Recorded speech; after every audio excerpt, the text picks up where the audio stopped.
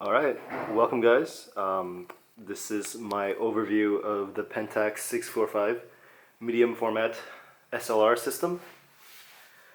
So over here we have the camera body, and it's relatively simple to use without that many fancy options since it is an older SLR. Let's take off the lens mount here. So in the front we have a very simple one button to release the lens. So we're gonna push that, take the lens off. As you can see, we have the electrical contacts over here to communicate information from the lens to the camera for metering and aperture information. Over here we have the aperture preview lever that'll give you a live view of the depth of field through the viewfinder over here. And not much to see other than that on this side. On the other side, we have, and there's pretty much nothing else on this side. There's this little thing which moves when the camera winds the film.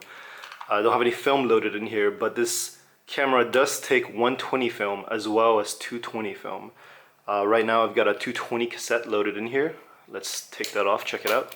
To take it off, you just spin this thing counterclockwise.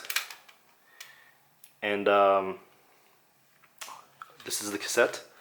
So obviously I don't have any film in here right now, but this is the empty spool. Of course we would move this over to this side, just like that, when we want to load new film. It's kind of tricky getting it in there. There we go. Insert the new film here, and then just loop it through the pressure plate over on the other side. This camera is auto winding, so it will wind after each shot. Let's put this back in there. Oh, before I put it in, let me show you the shutter action, because this camera will not fire without any film in it. However, it will fire without the cassette in it for some odd reason. Isn't that glorious sound? Hell yeah. Damn. Okay, anyways, enough with that. Let's put it back in. Just spin it clockwise again, put it down. Here we go. Okay, so this is where the fancy stuff is on top of the camera.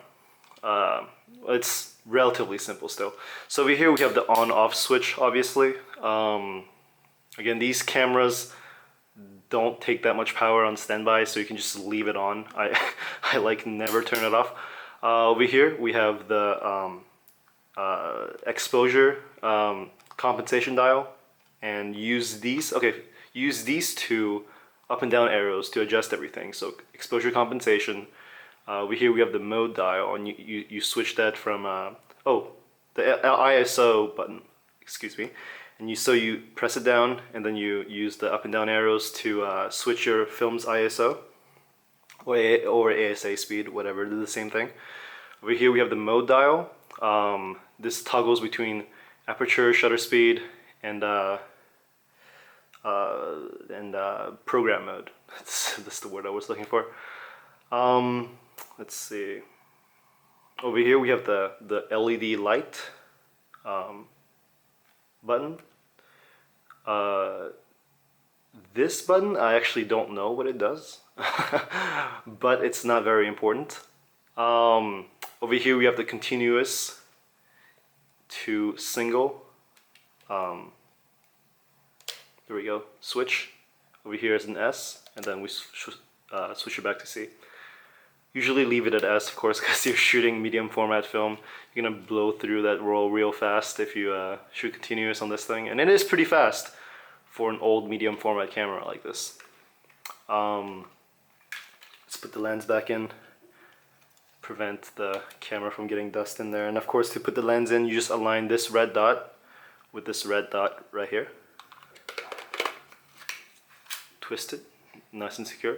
This camera does not autofocus, but it does have program mode, of course, to set your aperture. So you just set your aperture ring to A, line the A up with the red arrow over there, That's how you get aperture priority and program mode.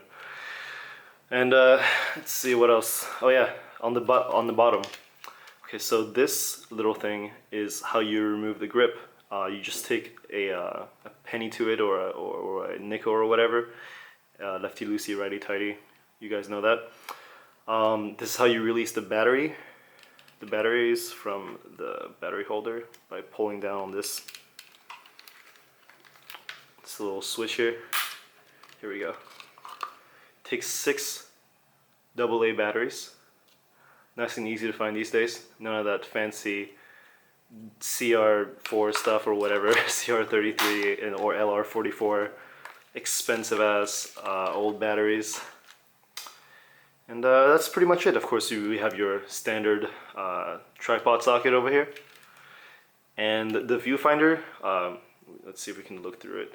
It is pretty small and dim compared to most medium format systems. But hey, it's a really old camera. Can expect the newest technologies.